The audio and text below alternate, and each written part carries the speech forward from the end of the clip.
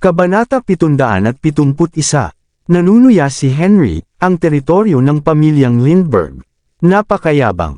Nang marinig ni Lupin ang sagot ni Henry, hindi na siya naglakas loob na magsalita, dahil natatakot siya sa sinabi ng matanda at sa kanyang presensya. Gayunpaman, wala siyang pagpipilian na umatras. Inutusan siya ni Charlotte na hanapin si Fifi, at ito nga ang kasalanan ng mga Noct sa pagpasok sa Northridge. Kaya, umakbang siya pasulong at yumuko kay Henry bago nagsalita ng magalang. Mr. Noct, I don't dare na lumaban sa'yo. Ngunit nawawala ang aming alagang agila at inutusan ako ni Miss Lindbergh na hanapin ito, kaya. Umungol si Henry, ang agila na iyon ay hindi maganda, at halos masaktan nito ang aking apo sa tuhod, kaya mas mabuti kung ito ay nawawala. Bumalik at ihatid ang mensahe kay Miss Lindbergh. Mas mabuting disiplinahin niya ang kanyang alaga. Or else, kung ito ay makatakot muli sa aking mga apo sa tuhod, hindi ko sila patatawarin. Hindi lang niya patatawarin ang agila, magiging walang awa siya sa may-ari nito. Ikaw, bagamat galit si Lupin, hindi siya naglakas loob na makipag-usap pabalik kay Henry. Tara na, sinaman siya ng tingin ni Henry bago umalis kasama si Robbie. Si Henry ay isang makapangyarihang figure sa mundo ng negosyo, kaya walang nang ahas na saktan siya. Kahit si Danrick ay naroon, kailangan pa rin niyang tretuhin siya ng may paggalang. Not to mention Lupin was just a lowly bodyguard. Nangunguna ang pamilya Noct, kaya nakaramdam ng pagmamalaki ang mga bodyguard. Hindi gusto ni Bruce na makaharap si Henry kay Charlotte, at nais niyang umalis ang mga Noct bilang sa lalong madaling panahon. Inakbayan si Robbie, at hinila niya si Henry patungo sa sasakyan. Bilasan natin sa bahay. Si Mr. Jameson at Miss Elisa ay malamang na nag-aalala na parang may sakit. Tama, tumango si Henry bilang pagsang-ayon. Saktong pasakay na sila sa sasakyan, may mayabang na utos ang narinig mula sa likuran. Epakita na walang awa sa sinumang maglakas loob na saktan si Fifi. Nanlaki ang mga mata ni Robbie sa gulat nang marinig ang boses. Parang pamilyar iyon kaya hindi niya magawang tulong pero lumingon. Isang jeep ang tanaw mula sa gilid ng burol. Maya-maya, may ilang babaeng bodyguard ang tumayo sa harap ng tao na bumababa ng jeep at nagmarcha sila papunta sa kanila. Hinarang ng mga bodyguard ang figure kaya walang nakakaalam kung sino iyon. Nakaupo sa mga balikat ni Bruce, hindi may ayos ni Robbie ang kanyang posisyon, kaya nakikita lang niya ang mga bagay sa isang anggulo. Gusto niyang bumaba para makita kung sino ito, ngunit tinulak siya ni Bruce sa kotse. Nagpupumigla si Robbie na bumaba sa kotse, ngunit hinawakan siya ni Bruce sa kanyang posisyon at sinabing, maging mabuting bata ka, Robbie. Bumalik ka muna sa lolo mo. Ano ang sinabi ng taong iyon ngayon? Napakayabang. Narinig ni Henry ang isang boses ng malabo, ngunit hindi niya magawang gawin ang mga salita habang ang kanyang pandinig ay lumala sa paglipas ng mga taon. Dapat isa ito sa mga Lindbergh. Iniwasan ni Bruce ang kanyang tanong at nagmamadaling iminungkahi, Mr. Noct, ako na bahala na lahat dito. Bumalik ka muna kay Mr. Robinson. Huwag kang matakot sa kanila. Talunin ang sinumang maglakas loob na kumilos ng mataas at makapangyarihan sa harap natin. Galit na galit si Henry sa pamilya Lindbergh. Sa kanya, may kinalaman ang insidente ng pagkatakot ni Robbie sa agila sa pagpunta niya rito. Ang mga Lindbergh ang may kasalanan sa lahat ng ito, at naglakas loob pa silang hamunin tayo. Nako, hindi na lang ako uupo at magpakabait pa. Oo. Tumango si Bruce at hinimok, Mr. Noct, iuwi mo muna si Mr. Robinson. Don't let him be na matatakot na naman. With that, tinulungan niya si Henry na pumasok sa kotse at isinara ang pinto. Magmaneho. Agad namang nagmaneho si Cain. Nakasimangot si Spencer habang nakatingin sa rearview mirror. Kakaiba ang kinikilos ni Bruce kanina. At si Mr. Robinson. Inilabas ni Robbie ang ulo sa bintana ng sasakyan at tumingin sa likod na parang sinusubukang tumingin sa isang bagay. Samantala, nakatayo sa burol ang pinuno ng pamilya Lindbergh. Nakatayo ang mga bodyguard sa likod niya, na inihayag ang kanyang mukha. Gayunpaman, ang katawan ni Bruce ay nasa paraan ng pananaw ni Robbie. Nataranta ang bata at sumandal sa bintana ng sasakyan. Dali-dali siyang hinila ni Spencer papasok ng sasakyan. Mr. Robinson, delikado. Pinalampas ni Robbie ang pagkakataon na makita muli ang taong iyon dahil kinalagkad na siya pabalik ni Spencer. Hindi nagtagal, namumuo ang galit sa kanyang dibdib, ngunit hindi niya magawang mag-tantrum dahil alam niyang si Spencer ay nag-aalala lang tungkol sa kanyang kaligtasan, pagkatapos ng lahat. Sa pagkakataong iyon, napakunot ang noo ni Henry at tumingin kay Robbie, na nababalisa. Pagbalik sa bahay, nakita nila sina Jamie, Ellie, at Fifi na naghihintay sa kanila sa may pintuan. Nagmamadali silang dalawa patungo agad sa sasakyan nang makapasok ang sasakyan sa kanilang tirahan. Robbie. Pagbaba pa lang ni Robbie ng sasakyan ay tumabi sa kanya si Ellie at niyakap siya ng mahigpit. Tapos, siya nagpout at napaiyak. Robbie, sinusubukan mo bang iwan kami? Bakit ka tumakas sa bahay? Saan ka pupunta? Ikaw ay nangako kay Mommy na aalagaan mo kami ni Jamie. Naramdaman ni Robbie ang pag-iyak nang marinig iyon. Pagkatapos, niyakap niya si Ellie at marahang tinapik ang balikat nito. Ellie, huwag ka nang umiyak. Hindi ko sinubukan tumakas sa bahay. I was just. Huwag mo nang gawin iyon, okay? Halos makatakot ka sa amin ni Ellie. Dapat mong pag-usapan sa amin kung mayroon kang anumang mga problema. Triplets tayo, kaya, dapat lagi tayong magkadikit. Jamie pouted his lips and tumingin kay Robbie na may luhang mga mata habang sinasakal niya ang mga salita. Sige, I'm sorry. Napuno ng guilt si Robbie ng mga sandaling iyon. All this time, ginawa niya ang lahat sa sarili niya dahil gusto niyang mamuhay ng masaya sina Jamie at Ellie. Ayaw niyang mag-overthink ang mga ito sa mga bagay na katulad niya. At saka, ayaw niyang magkagulo sila. Sige, pasok na tayo. Nang makita ito, lalong lumalim ang kilay ni Henry. Kahit na magkaiba silang tatlo ng personalidad, sila ay palaging nasa parehong pahina. Kung mayroon man sa kanila ang may negatibong damdamin, ang dalawa pang magkakapatid ay apektado. Noon papalapit na ang tanghali. Huli na sila para sumali sa kanilang school anniversary celebration. Hiniling ni Henry sa kusina na maghanda ng tanghalian para sa mga bata bago tinawagan si Robbie sa kanyang silid-aralan at nakipag-usap sa puso sa huli. Sa study room, tinanong ni Henry si Robbie kung nabigla ba siya sa agila noong araw na iyon. Ngunit sinabi niyang hindi pagkatapos, at tinanong ng una kung hindi mapalagay si Robbie dahil lumipat si Cynthia, kaya gusto niyang pumunta sa malayong lugar na malayo upang tamasahin ang ilang kapayapaan at katahimikan. Ngunit, itinanggi rin ng huli. Kahit anong pilit ni Henry na makipag-usap at gumabay, iginiit ni Robbie na pumunta siya doon para lang maghanap ng kanyang mekanikal na kalapati. Walang magawa si Henry. Kaya lang niyang sumuko at hinayaan si Robbie na bumalik sa kanyang silid para kumuha na magpahinga. Pagkatapos bumalik sa kanyang silid, kinuha ni Robbie ang kanyang tablet at nag-play ng video ng kasal ng kanyang mga magulang. Tapos, siya pinalaki ang isang bahagi ng video upang makitang mas malinaw ang singsing sa kasal ng kanyang ina at inilabas ang isang itim na gintong singsing mula sa kanyang bag upang maingat na gumawa ng paghahambing. Aha! Gaya ng inaasahan. Ito ang singsing sa kasal ni Mommy.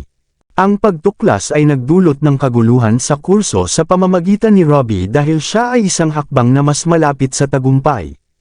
As long as I have the chance to meet the owner of the Northridge, I can ask her about sa kinaroroonan ni Mommy.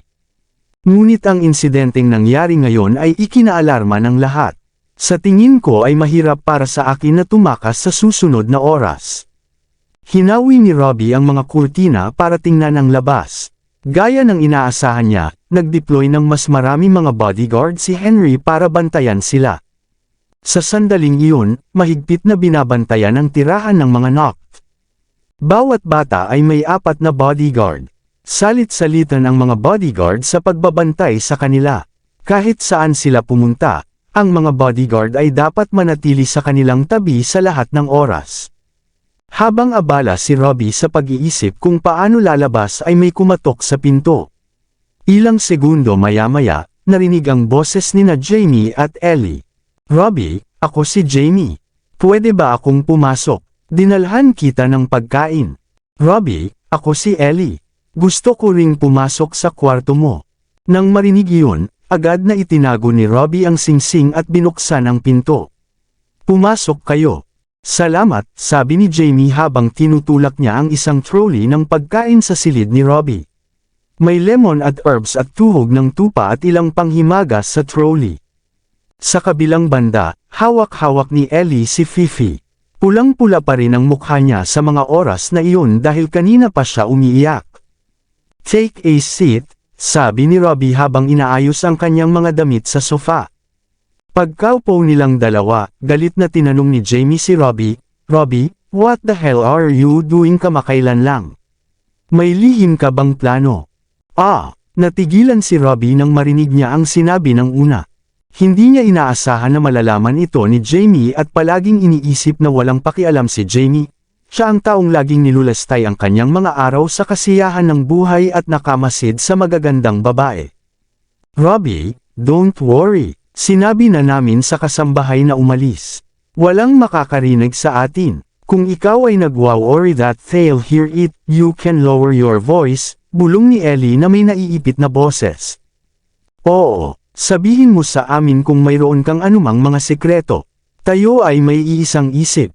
Sabay-sabay nating harapin ang mga problema," sabi niya. Si Jamie na may masungit na mukha. Nang marinig iyon, nag-isip muna si Robbie bago sila sinagot. Baka hindi nila ako tulungan ng iba pang bagay, ngunit tungkol ito sa kinaroroonan ngayon ni Mommy. Naniniwala akong makikinig sila sa akin. At saka, sobrang lapit na ng mata sa akin ngayon ni Lolo. Imposibleng lumabas ako ng patago at alamin kung nasaan si Mommy maliban kung tulungan ako nina Jamie at Ellie. Kung tutuusin, sa kay Lolo, sila ang pinakamasunuring bata. Kaya sa palagay ko ay hindi siya maghihinala ng anuman kung gumawa sila ng isang bagay na wala sa linya. Tsaka Mommy namin siya, kaya dapat magtulungan kaming tatlo sa paghahanap kay Mommy para ganun lahat ay magiging mas mabilis at mas maayos. Nang maisip iyon, tumayo si Robbie para i-lock ang pinto at isinara ang mga kurtina. Nang makita iyon, nagpalitan ng tingin sina Jamie at Ellie. Pareho silang nakaramdam ng kaba sa mga kilos ni Robbie. Tapos, kinakabahang nagtanong si Jamie, "Robbie, may sikreto ka ba talaga?" "Anong sikreto iyan? Gusto mo bang mag-adventure?" Sa oras na iyon, isang imahe ni Robbie na nagdadala sa kanila upang pumunta sa isang pakikipagsapalaran tulad ng mga pirata ng Caribbean na biglang pumasok sa isip ni Ellie. Hindi sinagot ni Robbie ang mga tanong nila. Inilabas niya ang singsing sa drawer at misteryosong nagtanong, "Jamie, Ellie, alam niyo ba kung ano ito?" "Ito ay isang singsing." Lumapit sina Jamie at Ellie kay Robbie para pagmasdan ang ring at nagsimulang magsalita sa kanilang sarili. "Mukhang singsing ni Daddy." "Hindi. Ito ay singsing ng babae. Parang nakita ko na ito dati. Tingnan niyo ito." Pinag-play ni Robbie ang wedding video at ipinakita ito kina Jamie at Ellie. Tapos, tinuro niya ang singsing na daliri ng kanang kamay ni Charlotte at nagtanong, "Ano ang nakikita niyo?" "Oh my God! Parang wedding ring ni Mommy ang singsing." Kinuha ni Ellie ang singsing at pinag-aralan itong mabuti. "Ito ba ang singsing ni Mommy?" Pansamantalang tanong ni Jamie. "Oo." Tumango si Robbie. "Ano?" Nanlaki ang mga mata ni na Jamie at Ellie sa gulat ng marinig iyon. Nabalik lang sila sa katinuan pagkaraan ng ilang sandali. Then, they started to ask Robbie inquisitively, "Paano mo nakuha ang singsing? Binigyan ka ba ni Mommy bago siya umalis? Pero hindi ko nakitang inilabas ito dati ni Mommy sayo." Bago pa matapos ni Ellie ang kanyang mga salita, natigilan siya. Nanlaki ang mga mata niya sa gulat, at napatingin kay Robbie na hindi makapaniwala, bumalik na si Mommy. "Robbie, bumalik na ba si Mommy?" Hinawakan ni Jamie ang mga kamay ni Robbie at hinimok ang huli na sabihin, "Bilis, sabihin mo sa amin." Kinalikot ni Ellie ang manggas ni Robbie at isang hinikayat siya, "Oo, binabaliw mo ako." "Ano nagpapatuloy? Naaalala niyo pa ba ang agila na iyon? Nakita ko ang singsing sa mga paa nito." Sinimulan ni Robbie na isalaysay ang pangyayari sa kanila. "Ano? Nagulat sina Jamie at Ellie sa kanyang sinabi. Ganito ang nangyari. Detalyadong ipinaliwanag ni Robbie sa kanila ang buong pangyayari. Nang marinig iyon ng dalawa ay sobrang nabalisa. Pagkatapos, sinabi ni Jamie, no wonder dumulas ka kaninang umaga. Akala ko ginawa mo ito dahil kay Miss Cynthia na lumipat, at nakaramdam ka ng pagkabalisa tungkol dito, kaya tumakas ka sa bahay para takutin si Lolo, kahit ako nakikipaglaro sa iyo ngayon lang. On the other hand, Ellie queried apprehensively, Robbie, anong nangyari ngayon sa Agila?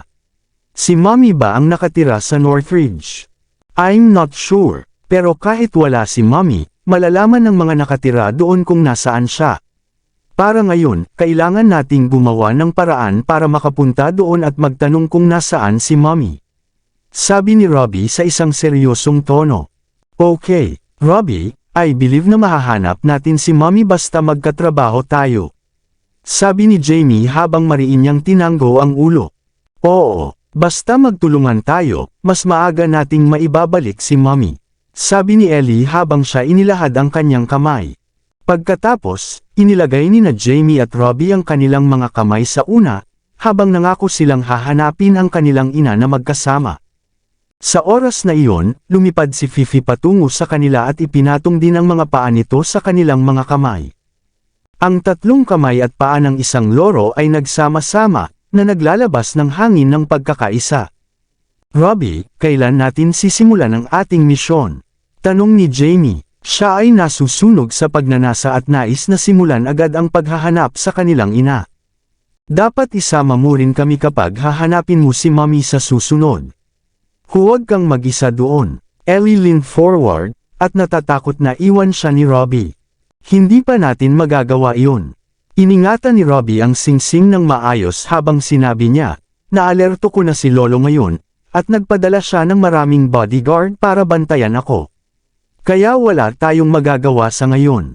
Kung gayon ano ang dapat nating gawin? Nagmamadaling tanong ni Jamie.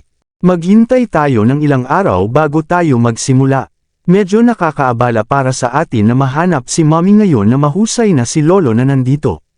Magiging mahirap kung malalaman niya ang kinaroroonan ni Mommy. Robbie furrowed his ang maliit na kilay habang misensinang sinusuri ang sitwasyon. Kung alam ni Lolo ang kinaroroonan ni Mommy, tiyak na susubukan niyang paalisin siya muli. Si Robbie hindi sinabi iyon ng malakas, syempre. Nang marinig iyon, si Ellie ay nagkaroon ng malungkot na ekspresyon sa kanyang mukha. Kinagat niya ang kanyang mga labi habang nagtatanong, gaano katagal kailangan pa ba nating maghintay? Gusto kong makita si Mommy at Mrs. Berry ng mas maaga. Ako din.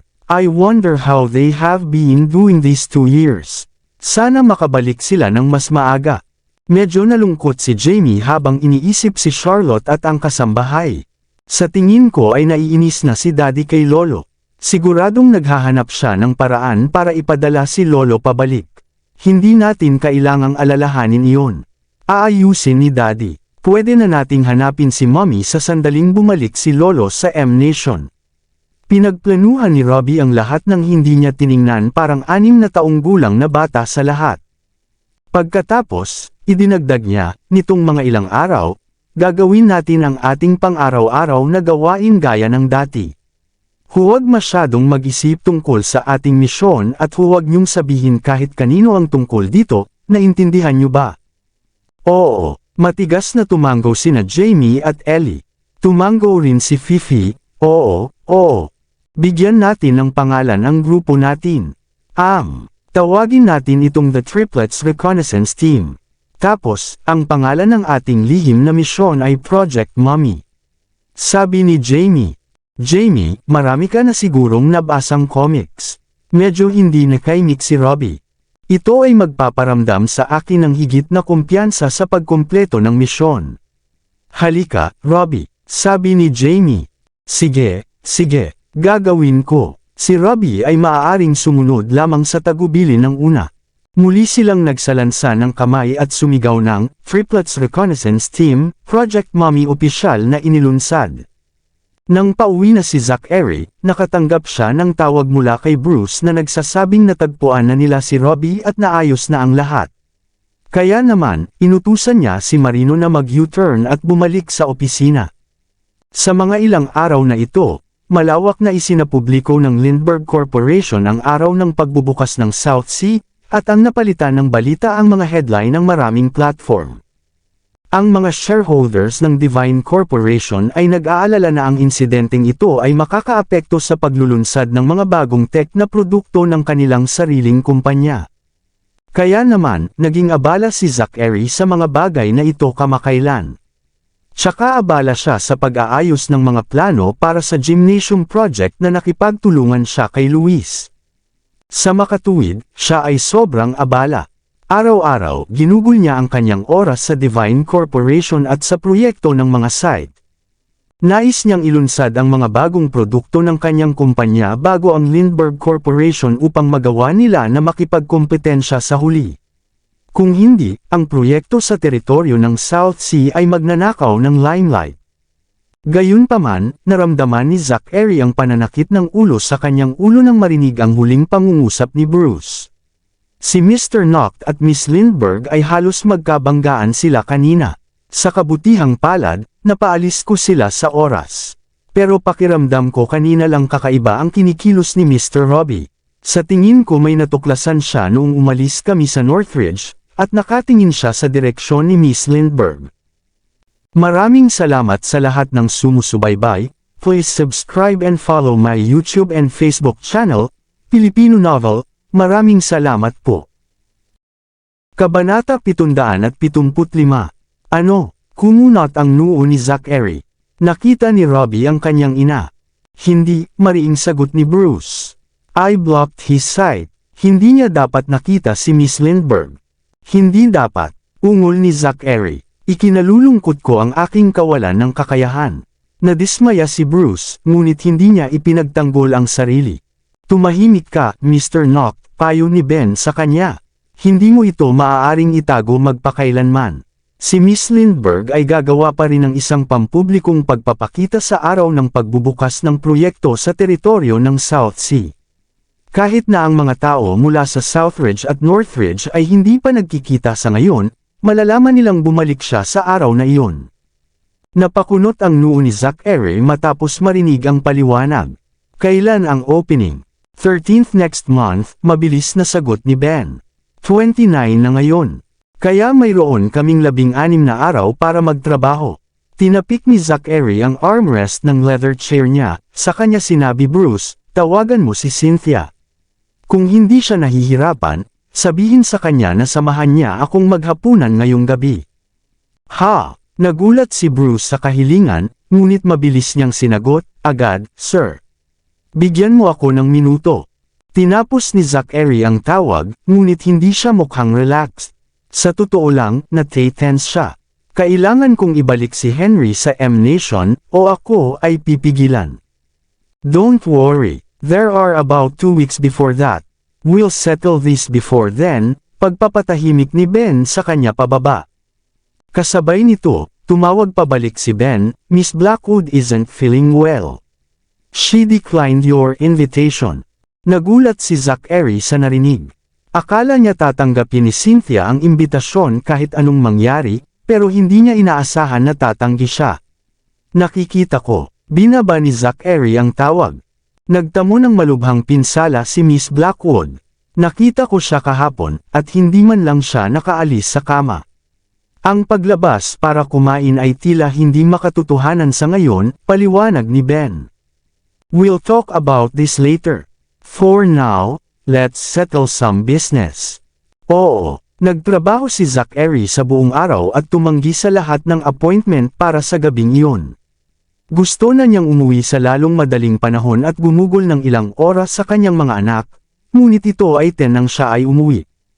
Naglalaro ng chess sina Henry at Cynthia nang bumalik si Zachary. Si Henry daw ay nasa good mood, at tawa siya ng tawa. Good form, Cynthia. Good form. Walang masyadong tao dyan ang matyagan na makipaglaro sa akin ng chess at manalo.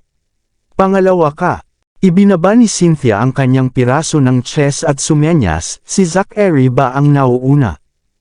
Hindi. Umiling si Henry at bumantong hininga. Ito ay ang kanyang ina. Natigilan sandali si Cynthia, pagkatapos ay humingi siya ng tawad, "I'm sorry. Hindi ko na dapat pinag-usapan iyon. It's fine. It's all in past now." Pagkatapos ay napagtanto ni Henry ang pagbalik ni Zachary, at ang kanyang magiliw na saloobin ay pinalitan ng isang mahigpit. "Late ka na. I tried my best para maging maaga." Umakyat siya, tapos may naalala siya at nagtanong, "Kayo ba guys ay gutom? Gusto niyo bang sabay na maghapunan?" Huminto si Henry sa pag-inom ng kanyang tsaa, nagulat na yayain sila ni Zachary na maghapunan. Si Zachary ay, kung tutuusin, isang malamig na lalaki. "Oo naman, nagugutom na ako," sumenya si Cynthia. Gumawa ng magaang hapunan, si Mrs. Ralston. "Babalik ako pagkatapos kong magpalat," sabi ni Zachary kay Mrs. Ralston.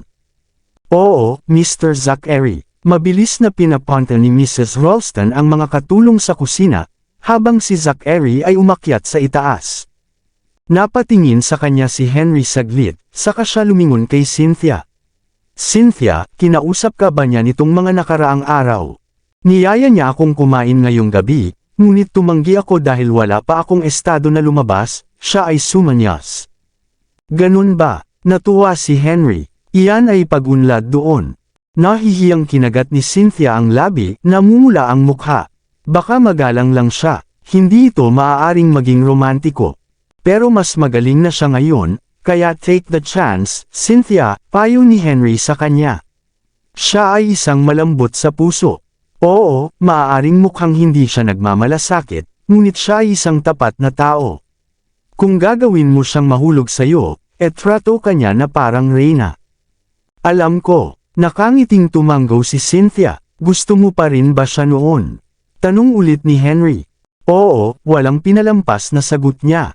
"Mahal ko siya sa sandaling nakita ko siya noong ako ay 15, at hindi iyon nagbago." Ang sarap pakinggan. Matamis nang umiti si Henry. Makalipas ang ilang sandali, naghanda si Mrs. Ralston ng mga inasal, gulay at ilang oatmeal. Dinala ng mga katulong sina Henry at Cynthia sa hapagkainan, at bumaba si Zachary pagkatapos magpalit. Umupo sila sa paligid ng mesa, at nagtanong si Henry tungkol sa kumpanya, habang sinagot siya ni Zachary. Si Henry ay pinuna siya, at hindi nasisiyahan sa walang pakialam na ugali ni Zachary. Naiinip na si Zachary. "I've been working the whole day now. Can't you just let me have some na kapayapaan at katahimikan sa bahay?" "Bakit ikaw?" Magagalit na sana si Henry, pero binigyan siya ni Cynthia ng sign at sinenyasan, "Kumain ka na, lolo." Ang kanyang malumanay na ngiti ay nagpakalma sa galit ni Henry. "You should take a leaf out of her page. She's so gentle, so maganda." Tinuro ni Henry si Zachary. "Ikaw naman," umungol siya. Tahimik ang hapunan ni Zachary. Gusto niyang bumalik sa kanyang silid, ngunit kailangan niyang naruroon. Papatahimikin ni Cynthia si Henry, kung hindi ay aalis na siya. "Lolo, mukhang pagod ka ngayon. May nangyari ba?" Hudyat ni Cynthia. "No, nag-aalaga lang sa mga bata. I'm still fit as a fiddle." Napabuntong hininga siya, ngunit oo, ang edad ay wala sa aking panig, at ito ay isang mahalumigmig na bundok. Masakit ang buong katawan ko at madali akong mapapagod. Napatingin si Zachary kay Cynthia. "Papunta na tayo sa pangunahing paksa ngayon. Medyo mahalumigmig dito, ngunit ito ang pinakamagandang lugar kung tag-araw. Malamig, at sariwa ang hangin." Cynthia gesticulated na may ngiti. "Pero hindi ka talaga pwedeng manatili dito. Parang natatandaan kong nakita kita sa mas mahusay na hugis pabalik sa M-Nation." "Ah, ha," tumanggo si Henry. "Nasanay na ako sa lagay ng panahon sa M-Nation. Masahe kita kapag bumuti na ang pakiramdam ko. Iyon ay dapat na maibsan ng kaunti ang sakit," patuloy ni Cynthia na sinyas. "At ang iyong doktor pabalik sa Manhattan ay mabuti rin. Bakit hindi natin siya dalhin dito?" "Palagay ko hindi," umiling si Henry. 80s na siya ngayon, at hindi siya pababayaan ng pamilya niya sa ibang bansa dahil sa kanyang kalusugan. Tumawag siya sa akin kagabi, sinabi niya na gagawin niya ang isang check-up sa akin kapag pumunta ako na bumalik, ngunit maaaring wala na akong pagkakataon. Si Henry ay nanirahan sa kanyang kalungkutan, dahil ang kanyang pinakamalaking takot ay ang pagpanaw ng kanyang mga dating kaibigan. Ngunit si Dr. Leonard ay mukhang maayos sa akin. Nagulat si Cynthia. Dati siya, ngunit hindi pagkatapos niyang madapa at mahulog. Mas naging solemn na si Henry. Nadulas ako minsan 2 taon na ang nakalipas, at mula noon, naka-wheelchair bound na ako. Kaya kung sipain ang bola kasama ang mga apo ko noong iyon. Grabe pag nagkasakit ang matatanda. Kumunot ang noo ni Cynthia. Sa tingin ko ay maaaring gumaling si Dr. Leonard kung marami siyang pahinga. Dapat ikaw din. Tandaan na pumunta para sa iyong paggamot. Okay, tumango si Henry. Ang ganda ng klinik mo sa M-Nation. Madalas itong pinupuntahan ni Christopher dahil mahirap sa isang doktor upang gamutin ang kanyang sarili. Kailangan niya ng propesyonal na opinyon mula sa ibang mga doktor. Nako, baguhan lang ako kumpara sa kanya. Napangiti si Cynthia. Yung dati mong treatment meron na maayos ang takbo, lolo. Dapat mong panatilihin ito. I think I should. My back's been really sore lately. I think I'll go back once everything's settled down here. Kinalikot ni Henry ang board. Anong negosyo mo dito? Casual na tanong ni Zachary. Ako na ang bahala sa kumpanya, kaya huwag kang mag-alala tungkol dito. Sa wakas ay nakuha na ni Zachary ang pagkakataong pag-usapan ito. Alam kong kakayanin mo. Napatingin si Henry sa kanya. Ngunit paano ang iyong mga personal na problema? Natigilan si Zachary. Ano ang ibig sabihin nito? Mabait na babae si Cynthia. Napatingin si Henry kay Cynthia. Dapat kausapin mo pa siya. Kumunot ang noo ni Zachary. Mababaliw na sana siya sa galit, pero may naalala siya. Pupunta si Henry back to M-Nation kung magpapanggap akong kadate si Cynthia, at hindi na niya ako guguluhin. Maaari ko ring kunin ang oras na para makipag-ayos kay Charlotte. Tumango si Zachary. Yeah, she's a nice girl. I can try dating her. Talaga, tuwang-tuwa si Henry, at natigilan si Cynthia. Kanina pa niya hinihintay na sabihin niya, at iyon ang pinakamahabang panahon.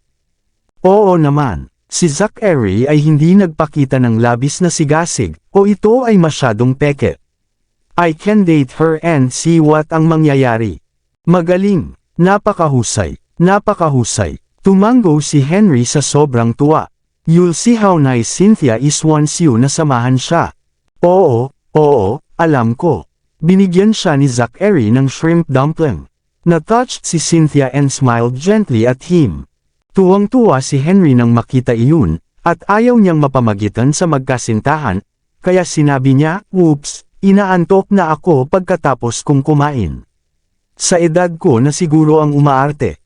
Pupunta ako sa kwarto ko ngayon. Kayo guys sige lang kahit wala ako." Tinapik niya ang kamay ni Cynthia at binigyan siya ng isang misteryosong tingin. Ibinalik ni Spencer si Henry sa kanyang silid, at inilapag ni Zachary ang kanyang mga kubyertos. Tapos na ako sa hapunan, kaya ako na ihahatid kita sa kwarto mo. Dinala niya si Cynthia sa kwarto niya sa taas. Lumingon si Henry at bumulong kay Spencer, "Pumunta ka at tingnan kung ginagawa ng batang iyon ang sinabi niyang gagawin niya." Siya ay isang maliit na manloloko, ang batang iyon ay. Baka ito rin ang kasinungalingan niya. Palagay ko hindi. Tiwala si Spencer sa pangako ni Zachary. Ang young master ay palaging isang mayabang. Hindi niya kayang magpanggap na may gusto siya sa taong hindi niya gusto. Totoo. Tumango si Henry. He hates putting on pretenses. Ang batang iyon ay malamig kay Cynthia, ngunit nagbago siya medyo. Baka nakikiramay siya sa kanya, pagsusuri ni Spencer. Ang awa ay ang unang hakbang sa pag-ibig, kita mo sabi ng iba, at ang pagkakaibigan. May punto ka. Tumango si Henry. Gayunpaman, tingnan mo kung sakali. Well then, pagkatapos kitang ihatid sa kwarto mo. Tahimik na umakyat si Spencer pagkatapos ihatid si Henry sa kanyang silid. Kasabay nito, dinala ni Zachary si Cynthia pabalik sa kanyang silid, inilagay siya sa kanyang kama, at nilapitan, at bumulong, mukhang gusto talaga ni Lolo na magkasama tayo. Bakit hindi mo ako kasama dito? Gusto kong tigilan na niya ang pang-iistorbo sa akin. Nanigas si Cynthia, ngunit mabilis siyang binigyan ng isang magiliw na ngiti. Nakikita ko, gagawin ko.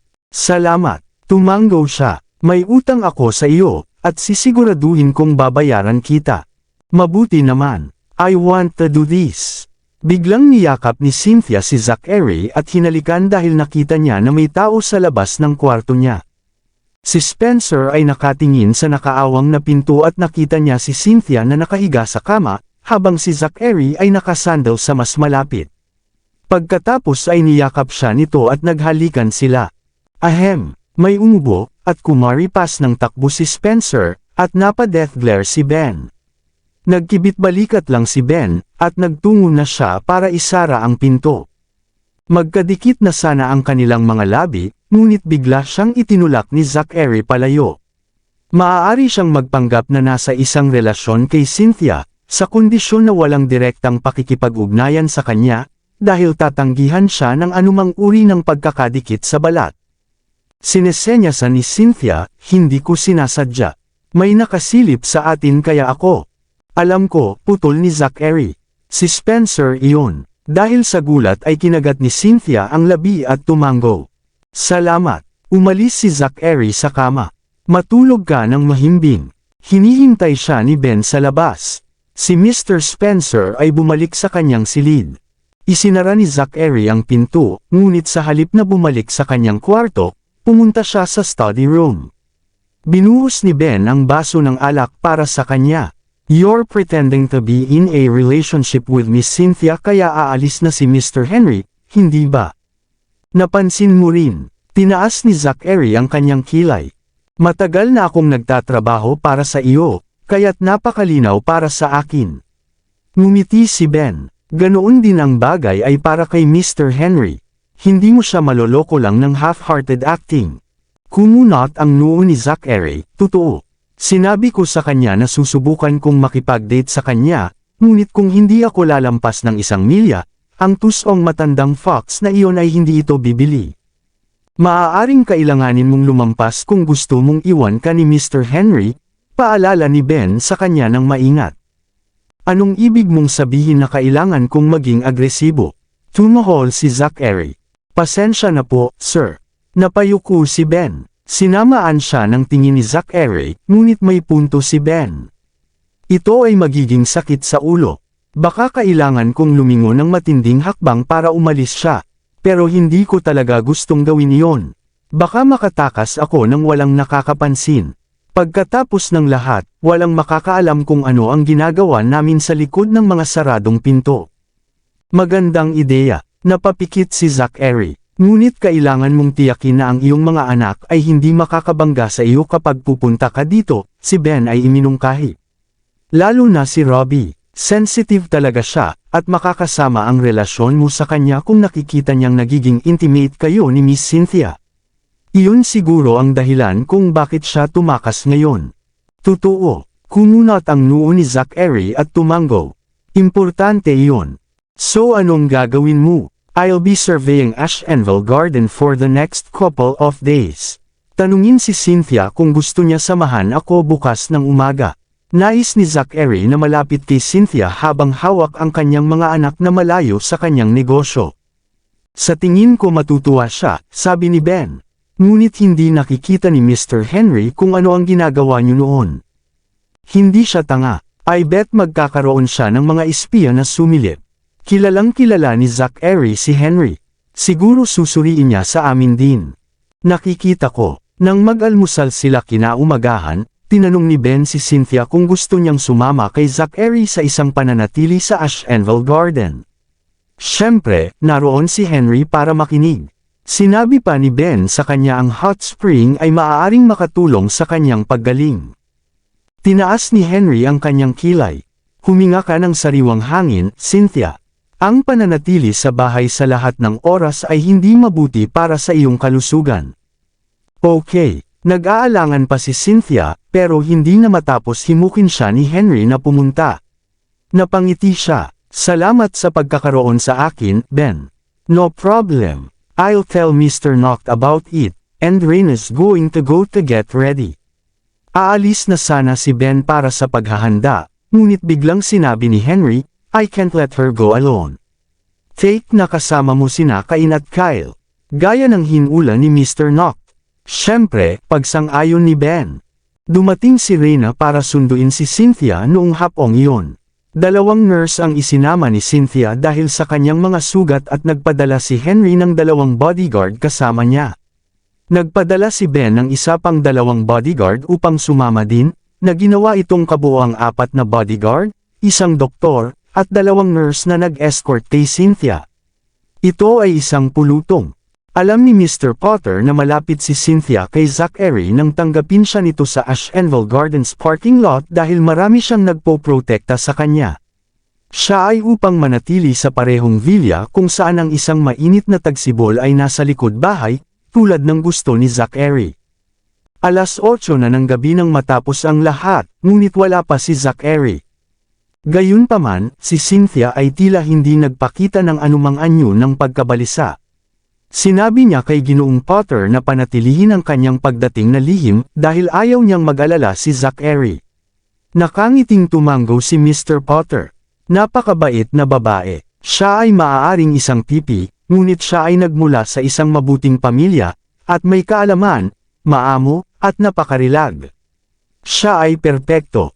Ginamot ni Reyna ang mga sugat ni Cynthia at sinabi sa kanya, hindi ka pa pwedeng pumunta sa hot spring, Miss Blackwood, ngunit maaari mong ibabad ang iyong mga paa dito. I see. Salamat, Dr. Langon. Si Cynthia ay isang may kulturang babae na magalang sa lahat, kabilang ang mga tagapaglingkod. Ngumiti pa siya sa mga waiter bilang tanda ng pasasalamat sa kanilang serbisyo. Don't mention it. Magpahinga ka na. I'll unpack.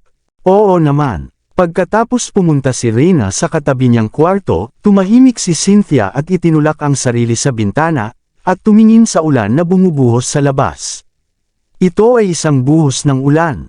I wonder kung si Zachary ay nakulong sa masikip na trapiko. Sa katunayan siya ay, nasa masikip na trapiko sa isang maliit na pahayag. Natigilan si Zachary sa labasan, at siya ay hindi makagalaw kahit 1 pulgada. Nagbabasa si Zachary ng mga dokumento nang biglang itinuro ni Ben sa rearview mirror at napabuntong hininga. Mukhang kotse ni Miss Lindbergh yan. Tumingin si Zachary sa rearview mirror at nakita ang pilak na Rolls-Royce na pag-aari ni Charlotte. Nang sa wakas ay umusad ang trapiko, at ang Rolls-Royce ay umusad at huminto sa tabi ng kanyang itim na sasakyan. Goddammit, nasa lahat sila. Pinandilatan ni Marino ang kotseng iyon. Kahit hindi niya makita ang loob, ramdam niya ang tingin ng babae sa loob na nakatingin sa kanya. Sabihin mo sa akin ang tungkol dito. Nakaramdam ng pananakit ng ulo si Ben sa kakaisip sa babaeng iyon. Wait, hindi pwede na maging sila ay papunta sa parehong lugar kung saan tayo, hindi ba? Ano, kumunot ang noo ni Zachary. Inimbitahan din ba siya ni Luis? Hindi nakita ni Ben na darating iyon. Iyan ay magiging isang malagkit na sitwasyon. Kung si Miss Lindbergh ay nakabangga kay Miss Blackwood, mahihirapan kang magpaliwanag. Sa tingin ko ay hindi sila papunta sa Ashenville Garden, pinabulaanan ni Zachary. Tandaan mo ang nangyari sa Seaside Restaurant. Ang mga bagay ay medyo pangit, at sa palagay ko ay hindi magiging pipi si Luis na mag-imbita at sabay kayong dalawa. May punto ka, tumanggo si Ben. Ilang sandali pa ay lumuwag ang trapiko. Pauna na sana ang sasakyan ni Zachary, ngunit pumasok si Charlotte, at labis na ikinagagalit ni Marino. Ang mga babaeng ito ay barbaric. Dahan-dahan lang, hindi tayo nagmamadali, sabi ni Zachary. Oo, sir, tumigil sa pag-ungol si Marino. Kumilos sila sa bilis ng pagong at kinailangan pang maghintay ng 10 minuto bago lumabas sa highway. Sa halip na pumunta sa hotel na may hot spring pagdating niya, pumunta si Zachary sa banquet hall. Doon ginanap ang piging ni Sir Louis, at naroon ang mga partners mula sa F-Nation na dumating para pag-usapan ang paparating na proyekto. Sa sandaling lumabas siya ng kotse, pinuntahan siya ni Mr. Potter para salubungin siya. Mr. Knock, kanina ka pa hinihintay ni Sir Louis. Si Miss Blackwood ay nakaayos na. Iimbitahan ko ba siya? Hindi pinaplano ni Zachary na malaman ni Luis na naroon si Cynthia. Ang villa ni Luis ay nasa racecourse, na medyo malayo pa, para hindi sila magkabanggaan. Kabanata 780. Sige, dinala sila ni Mr. Potter sa bulwagan ng banquet nang walang karagdagang abala.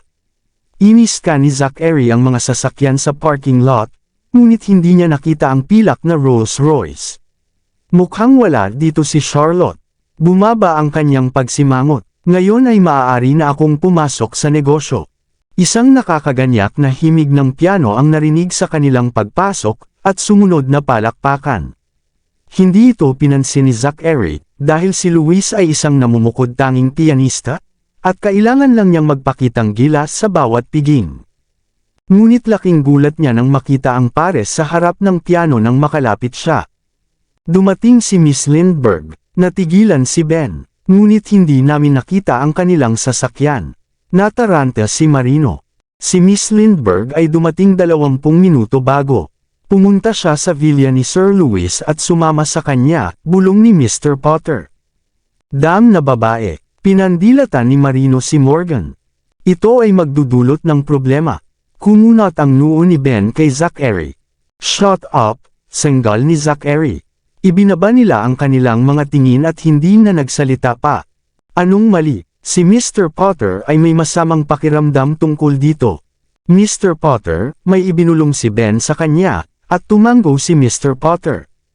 Naiintindihan ko. Alam ko kung ano ang dapat gawin. Natapos na ang isa pang kanta, at napuno ng malakas na palakpakan ang banquet hall. Hinawakan ni Sir Louis ang kamay ni Charlotte at yumuko sa lahat. Pinuri sila ng lahat dahil mukhang isang perpektong mag-asawa, habang si Zachary ay walang iniligtas kundi isang malamig na tingin, bagaman magalang din siyang pumalakpak, at sumunod ang kanyang mga kasama. Malugod na tinanggap ni Louis si Zachary nang makita siya nito.